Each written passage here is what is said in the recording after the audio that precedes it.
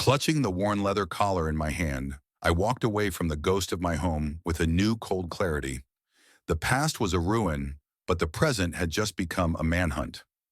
My first stop was the one place I knew I could still find an ally, a single thread of loyalty in a town that had forgotten me. The Cedarfield Police Department felt smaller than I remembered, the beige walls seeming to close in. The few officers in the lobby looked up as I entered, their expressions a mixture of shock and disbelief, as if they were seeing a man who had climbed out of his own grave. I ignored them and walked straight to the cluttered desk of Deputy Maria Sanchez. Maria had been a rookie with me, and her loyalty was as fierce and unfiltered as her coffee. She saw me, and the pen she was chewing on dropped from her mouth. "Jake? My God, Jake, they said you were dead." "The rumors were exaggerated," I said, my voice raspy. I laid Cody's collar on her desk. "But he might as well be." "What happened, Maria?" Her face hardened. She leaned forward, her voice low. "The official story is a disgrace. About a year after you went dark, Chief Evans signed off on Cody's decommissioning. The report says behavioral instability. It's a lie, Jake. That dog was rock solid." She slid a piece of paper across the desk. "Your ex, Sarah, handled the transfer paperwork. She listed a temporary caregiver address, but it leads to the old Maple Hollow Kennels. The place was shut down years ago." The mention of Sarah's name was a fresh twist of the knife, but I pushed the feeling down. There was no time for old wounds. "Thanks, Maria. You're the first person in this town to give me a straight answer." "Just be careful," she warned. "Things got weird after you left. Quiet, but weird." The drive to Maple Hollow felt like a journey into purgatory. The gravel road was choked with weeds, and the main gate hung open, eaten through by rust. The place reeked of abandonment. I walked the grounds, my boots crunching on damp earth, a knot of dread tightening in my stomach. Near a grove of dying maple trees, I saw him. He was curled in the grass, a heap of black and tan fur, so thin his ribs showed like ridges beneath his matted coat. One of his hind legs was curled awkwardly beneath him. "Cody?"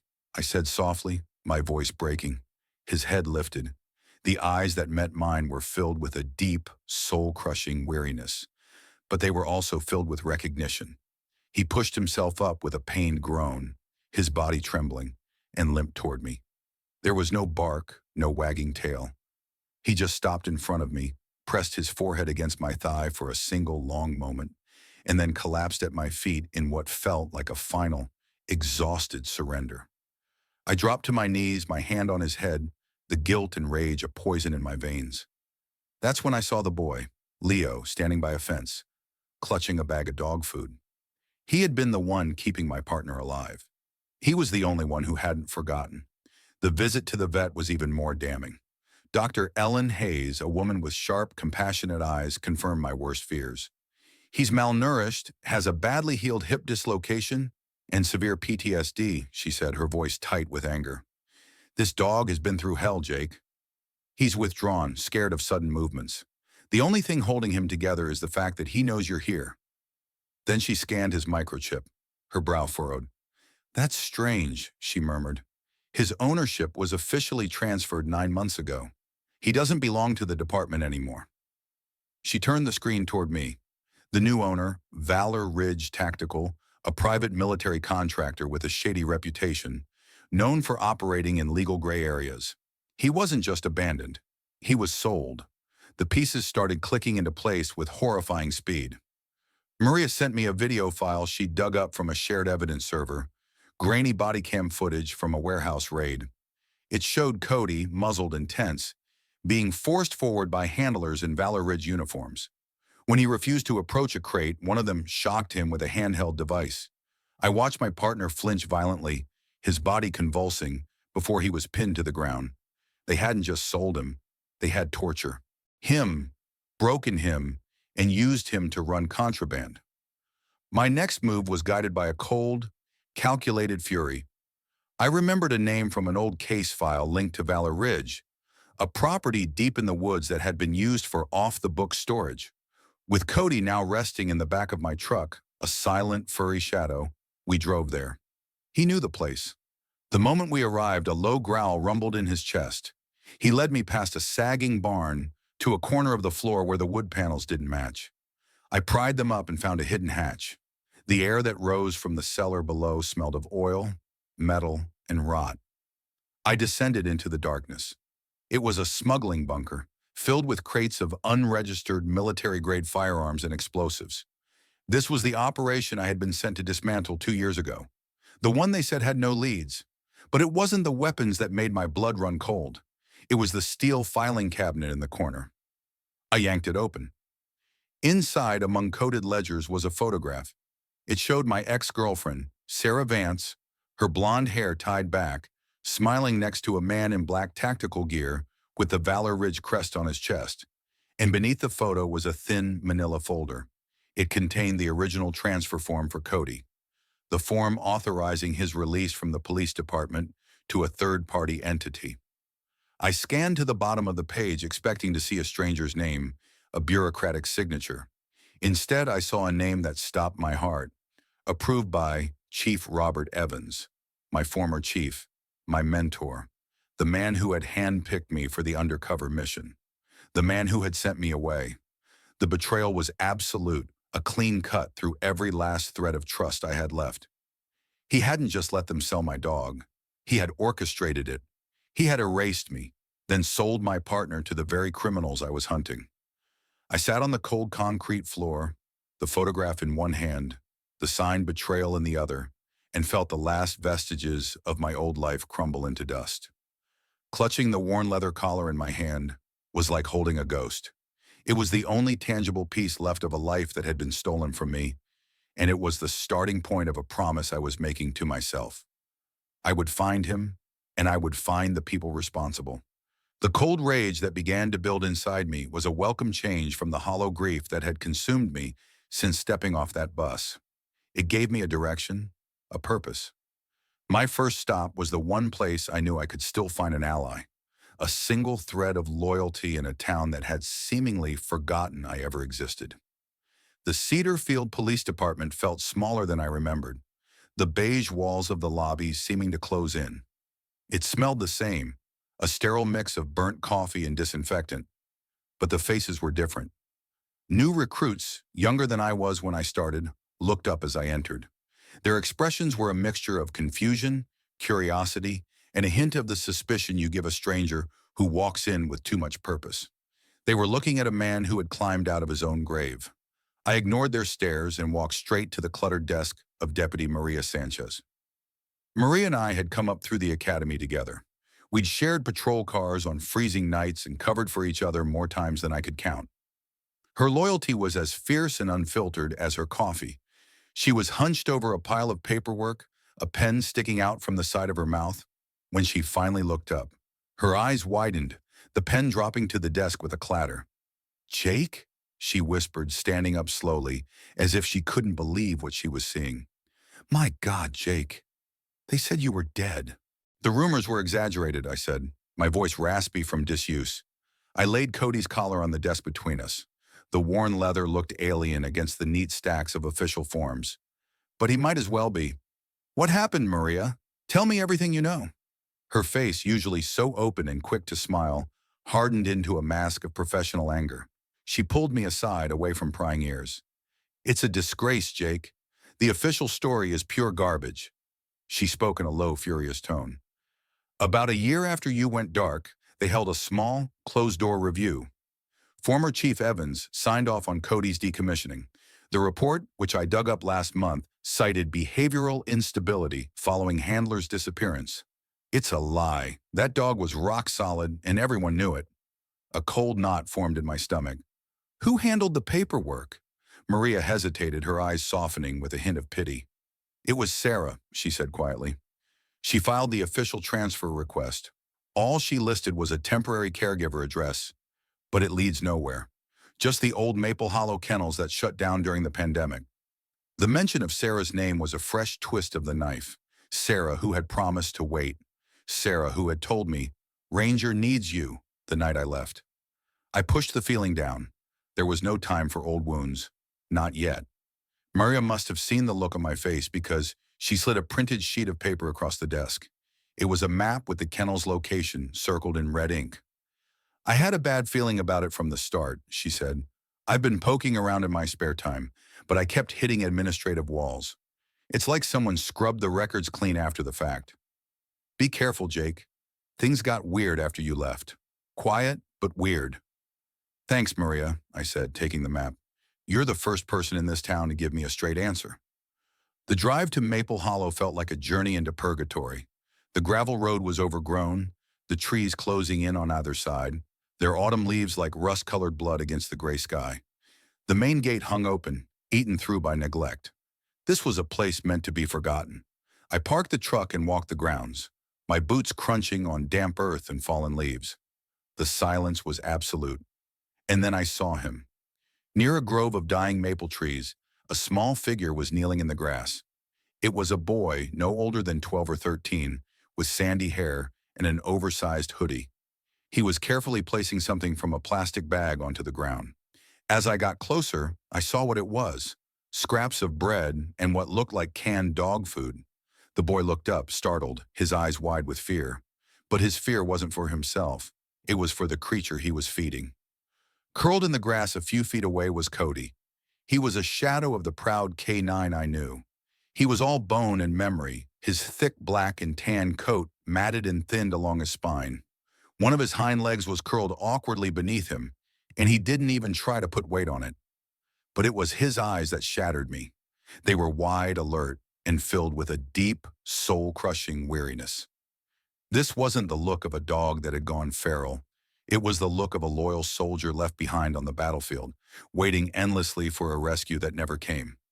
"Cody," I whispered, and my voice broke. His head lifted at the sound. He didn't bark. He didn't run. He just watched me, his ears twitching, as if trying to place a ghost from a dream.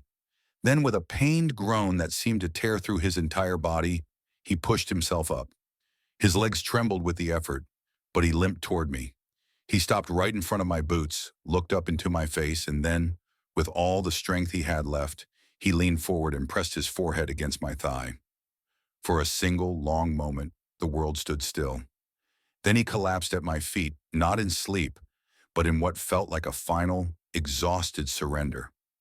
I dropped to my knees, my hand on his head, a torrent of guilt, rage, and a devastating love washing over me. The boy Leo watched us with wise, sad eyes. "He waits by the road every day," he whispered, "like he's waiting for someone. I figured it was you." The visit to the vet was even more damning. I took him to Dr. Ellen Hayes, a veterinarian on the other side of the county, someone I knew had no ties to the Cedarfield department. She was a tall, no-nonsense woman in her 60s with silver hair and eyes that missed nothing. She took one look at Cody and her professional calm hardened into a quiet fury. "This is criminal neglect," she said, her hands gentle but efficient as she examined him. "He's severely malnourished, dehydrated, has a badly healed hip dislocation, and this is more than just neglect." She ran her hands along his side, her brow furrowed. "He flinches at sudden sounds. He won't let me get near him from his right side. This dog has been traumatized, Jake. This is classic PTSD. Her diagnosis confirmed the dark feeling in my gut. This wasn't just a case of abandonment. This was abuse. "Can you scan his chip?" I asked, my voice tight. "I need to know everything." She nodded, grabbing the scanner. The beep echoed in the sterile room. Dr. Hayes typed the number into the National Registry, and we both stared at the screen. "That can't be right," she murmured. I leaned in closer. His status was listed as active private transfer. The ownership had been officially transferred 9 months ago. He didn't belong to the Cedarfield PD anymore. The new owner, Valor Ridge Tactical. The name was a punch to the gut. They were a private military contractor with a shady reputation, known for recruiting ex-special forces and operating in legal gray areas. I'd crossed paths with their name during my undercover operation. They were vultures, profiting from conflict and chaos. He wasn't abandoned. He wasn't retired. He was sold, like a piece of surplus equipment. That night, back at the cheap motel room I'd rented, my burner phone buzzed. It was a message from Maria. No text, just a video file. My hands trembled as I opened it. The footage was grainy, taken from a body cam during what looked like a warehouse raid. I saw two handlers in Valor Ridge uniforms, and between them, tense and muzzled, was Cody. One of the men barked an order. Cody hesitated. The man pulled a handheld shock device from his belt. I saw the blue spark, heard the sickening zap. I watched my partner flinch violently, his body convulsing, before he was brutally pinned to the ground. The screen went black, but the image was burned into my mind. The grief I had felt was gone, replaced by something cold, sharp, and absolute. This was no longer just about neglect. It was about vengeance. My next move was guided by a memory from an old case file, a property linked to Valor Ridge that had been used for off-the-book storage. With Cody resting in the back of my truck, a silent, furry shadow who seemed to understand we were on a hunt, we drove deep into the woods. He knew the place. The moment we got out of the truck, a low growl rumbled in his chest. He led me past a sagging barn, his nose to the ground, his limp more pronounced but his purpose clear. He stopped at a corner of the barn floor, pawing insistently at a section where the wood panels didn't match. I pried them up and found it, a hidden hatch. The air that rose from the cellar below was stale, smelling of oil, metal, and damp earth. I descended into the darkness, Cody right behind me. It was a smuggling bunker, filled with crates of unregistered military-grade firearms, the very weapons connected to the operation I had been sent to dismantle 2 years ago. This was the source. This was their vault. But it wasn't the weapons that made my world stop. It was the steel filing cabinet in the corner. I yanked it open. Inside, among coded ledgers, was a photograph. It showed my ex-girlfriend, Sarah Vance, smiling next to a man in black tactical gear with the Valor Ridge crest on his chest. And beneath the photo was a thin manila folder, the original transfer form for Cody, the document authorizing his release. I scanned to the bottom of the page, my breath catching in my throat. Approved by Chief Robert Evans, my former chief, my mentor, the man who had personally selected me for the undercover mission, the man who had shaken my hand and told me to come back safe. The betrayal was absolute, a clean cut through every last thread of trust I had left in the world. He hadn't just let them sell my dog after I disappeared. He had arranged it. He had erased me, then sold my partner to the very criminals I was hunting. I sank to the cold concrete floor, the photograph in one hand, the signed betrayal in the other, and felt the last vestiges of the man I used to be crumble into dust. I emerged from that dusty, subterranean tomb of lies, clutching a stack of files that felt heavier than any gear I had ever carried. The photograph of Sarah and the transfer form signed by Chief Evans were a fire in my gut. The grief I had felt for my stolen life had burned away, leaving behind the cold, hard steel of resolve. I had the proof. Now I needed to end it. I drove back to town under the cloak of darkness, the only sounds the rumble of the truck's engine and the soft, steady breathing of Cody in the seat beside me. He seemed to know that the waiting was over. The hunt had begun. I met Maria Sanchez at a deserted all-night diner, the kind of place where conversations could be had without being overheard. I laid the files and the photograph on the sticky table between us. I watched her face as she processed the information, her usual tough demeanor crumbling into disbelief, then hardening into the same cold anger I felt. "Evans," she whispered, shaking her head. "Our own chief?" "He sold us all out," I said, my voice low and even. "He sent me away so his friends at Valor Ridge could use our department as their private armory and trafficking hub. Sarah gave them Cody as an insurance policy, and when he was no longer useful, they threw him away." Maria's jaw was set. "What's the target?" The ledgers in the bunker mentioned regular meetings at the Midnight Pines Inn on the edge of the industrial district. "It's a ghost of a place, cash only. Perfect for their business." I pointed to a name in the ledger.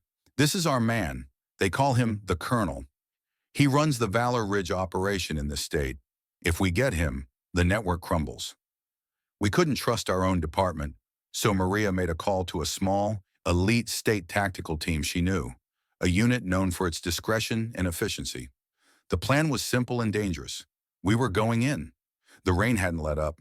It lashed the side of the old motel like a warning. The Midnight Pines Inn was a crumbling structure of rotted boards and flickering neon lights. a perfect place for secrets to rot. Our small tactical team waited in the shadows.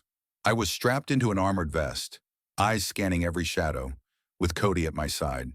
He stood low to the ground, his breathing steady despite the bandage on his leg. He didn't growl. He simply waited for my signal, a silent promise of loyalty he had never broken. I gave the nod. The breach was fast and controlled. The motel room, 9B, was just as the files suggested. A front filled with nothing but stained carpet and a broken lamp. But Cody immediately veered left, bypassing the chaos of the raid. He pawed at the base of a dented filing cabinet. False floor, I muttered, and found the hidden seam. A steel hatch creaked open, revealing a set of concrete steps descending into darkness. Sub-level, I said into my radio. Maria's voice crackled back. We'll cover you. Go. Cody descended first, a shadow disappearing into the gloom. The bunker below was a command center. Files were scattered across a metal table, computers hummed, and maps were pinned to the walls. But it was the figure at the far end that made my blood run cold. A man stepped forward, dressed in plain clothes but with the unmistakable rigidity of a professional killer. A long-barreled sniper rifle rested across his chest. He was calm. He was waiting for us. I dove behind a steel cabinet just as the first shot rang out, exploding the corner of the wall where I had just stood. Dust and concrete filled the air. Sniper in the bunker, I shouted into my radio. Engage now. But before the team could respond, everything slowed down. The sniper was already re-aiming, his movements fluid and economical. He had a clear shot. I was pinned down. I knew I had maybe a second left to live. Then Ranger moved. He didn't bark. He didn't hesitate. He sprinted forward like a black and tan bullet, low and fast and direct. The sniper, surprised by the sudden, silent charge, flinched for a fraction of a second. It was enough. His second shot went wide, ricocheting off a steel beam. Then Cody was airborne. He collided with the man's arm just as the gun fired a third time, the round harmlessly hitting the ceiling. Cody's teeth sank deep into the attacker's wrist, dragging him off balance with a ferocious strength I hadn't seen since his prime. But the man was a professional.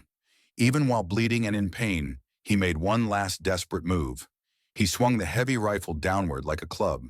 The barrel caught Cody squarely in the side with a sickening crack of bone that echoed louder than any gunshot. Cody! I screamed, a raw, primal sound tearing from my throat. The dog whimpered, a sound of pure agony, and staggered back, his body collapsing near the table. The sniper was down, but I didn't care.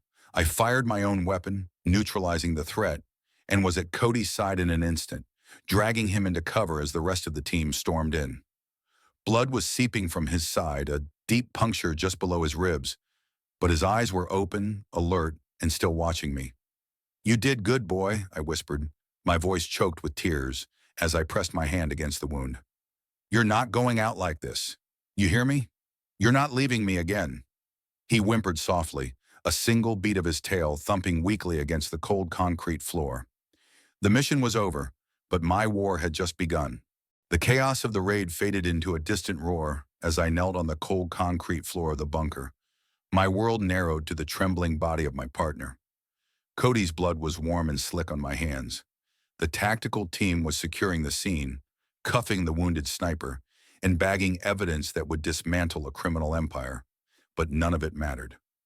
All I saw was the shallow rise and fall of Cody's chest. Maria's voice cut through my haze. Jake, we have to go. Now. The ride to Dr. Ellen Hayes' clinic was the longest of my life. I sat in the back of Maria's SUV, cradling Cody's head in my lap, whispering the same 3 words over and over again. Just hold on. He didn't make a sound, but his eyes, clouded with pain, never left my face. The hours that followed were a silent, agonizing vigil. I sat in the clinic's sterile waiting room, refusing to wash the blood from my hands, refusing to leave my post. It was a mirror of a different waiting room from a lifetime ago, but this time I would not accept the same outcome. When Dr. Hayes finally emerged from the surgical suite, her face was etched with exhaustion, but her eyes held a flicker of hope. He's stable, she said, placing a comforting hand on my shoulder. 2 cracked ribs, a partially punctured lung, and he lost a lot of blood. He's a fighter, Jake. the kind they don't make anymore. But it's going to be a long, quiet road to recovery. I finally allowed myself to exhale, a ragged, shuddering breath I felt like I'd been holding for 2 years. The trial took place months later, after a long winter had given way to a hesitant spring. The courthouse in Cedarfield was packed. I sat in the front row, clean-shaven in my dress uniform, with Maria beside me. The main villain, the Colonel, Marcus Thorne, sat impassively in a tailored suit, his face a mask of detached arrogance even as the evidence piled up against him. The flash drives, the ledgers, the damning testimony from one of his own men who had cut a deal. Beside him, my former chief, Robert Evans, looked like a hollowed-out version of the man I once revered, his face gray and sunken. When the jury foreman read the verdict, guilty on all counts, a collective sigh of relief rippled through the room. It wasn't a cheer of victory, but the quiet, solemn release that comes after a long fever has finally broken. I didn't even look at Sarah Vance as she received her own sentence for her part in the conspiracy. Her betrayal was a ghost I had already laid to rest. My fight hadn't been for vengeance against her. It had been for the honor of the partner she had discarded. 1 year later, the town of Cedarfield came alive under a sky of brilliant blue. The public square, once a place I associated with my lonely return, was now filled with families, children, and dozens of K-9 officers from across the state. At its center stood a newly built granite pedestal, and upon it, a bronze statue of a German shepherd in a full K-9 vest. Ranger. Though the name on the plaque was his official one, I knew him as Cody. He stood beside me, now fully retired, his fur dotted with silver around the muzzle, and a faint scar visible on his side. He was older, slower, but his eyes were clear, and he stood with a quiet dignity that drew the admiration of the entire crowd. I stepped up to the microphone, my newly reinstated detective's badge gleaming on my chest. When I came home, I began, my voice steady, I came back to an abandoned house, a forgotten name, and a town that thought I was dead. I paused, looking over the crowd. But there was one soul who didn't forget, one who waited. He doesn't speak our language, but he never lied. I looked down at the dog beside me, my partner, my friend. His name is Ranger, and he is a hero. The applause was long and full, a wave of respect and gratitude. But the most powerful moment was yet to come. A young boy, now 13 years old with a newfound confidence, stepped up to the podium. It was Leo. "Hi," he said, his voice clear. "My name is Leo, and I used to sneak hot dogs through a fence for a dog I thought was a lonely stray." I didn't know he was a hero then. I just knew he was waiting for someone. He smiled at me, then looked at the crowd. "Heroes don't always wear capes. Sometimes they just have faith in you when no one else does. Sometimes they just wait." He lifted his wrist, showing a thin leather band he had fashioned from a piece of Cody's original tattered collar. "I made a promise to myself," he said, his voice ringing with conviction. "I'll try to be the kind of person a dog like him believes a human can be."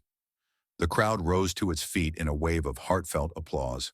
Later that evening, after the crowds had dispersed, I sat on the steps of the town square with Maria. Cody lay between us, his head on my lap, his tail thumping softly against the cool stone. The bronze statue gleamed under the new streetlights. "You did good, Jake," Maria said quietly. I smiled, my gaze drifting over the peaceful town. "I didn't," I replied, stroking Cody's soft ears. "He did." I hadn't gotten my old life back. The ghosts of the past would always be there, but they were quieter now. I had found something better than what I'd lost. I had found peace, not in forgetting, but in remembering what truly mattered. I had restored my partner's honor, and in doing so, I had finally truly healed myself. The story of Officer Luke Morgan and his loyal partner, Ranger, is not just a tale of justice. It is a profound lesson on betrayal and the true meaning of loyalty in a world that too often measures worth in material terms. It reminds us of a timeless truth. Some things are sacred and can never be priced, sold, or discarded. The first key message we can draw is the difference between transactional value and inherent worth. To the betrayers, Ranger was merely an asset, a tool to be sold off when he was no longer convenient. They placed a price on his loyalty, measured in money and personal gain. But to Luke and to the young boy Noah, Ranger was priceless. The dog was an embodiment of memory, honor, and a wordless promise. The lesson here is that in our own lives, we must be careful never to treat our genuine relationships with family, friends, or loyal companions as commodities to be disposed of when they are no longer useful. True loyalty is a treasure, not a transaction. The second lesson is about redemption and the restoration of honor. Luke returns not just for revenge, but to right a terrible wrong. His journey is not about reclaiming what was lost, but about returning honor to his forgotten partner. This teaches us that it is never too late to do the right thing. Even when something precious has been cast aside or forgotten, we still have the power to find it, wipe away the dust, and place it back in its rightful position of esteem.